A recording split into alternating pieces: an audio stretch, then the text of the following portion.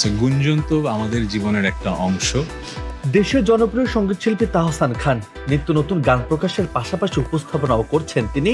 গেল ভালোবাসা দিবসে প্রকাশ পেয়েছে তাহসানের গাওয়া জনম জনম শিরোনামের একটি গান।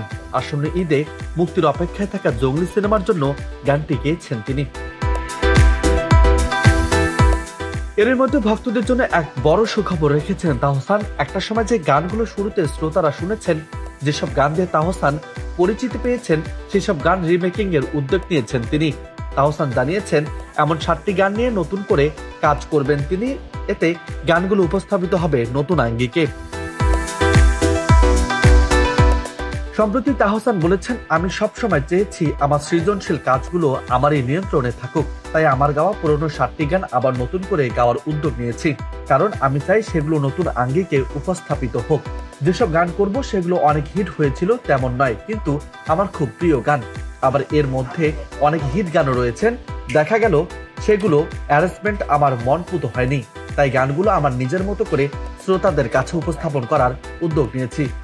তাহসান আরো জানিয়েছেন সেই গানগুলো হচ্ছে একটাই তুমি, মন কারিগর, কেউ না জানুক, চাইলে আমার, তোমার আমার, দৃষ্টিতে প্রাকৃতিক, প্রেম মাতাল। এর মধ্যে চাইলে আমার ও তোমার আমার গান দুটিকে ম্যাশ আপ করে একটি গান হিসেবে প্রকাশ করা হবে। তাহসান এও জানিয়েছেন এরই মধ্যে সেগুলো সঙ্গীতায়োজন সব কাজ শেষ।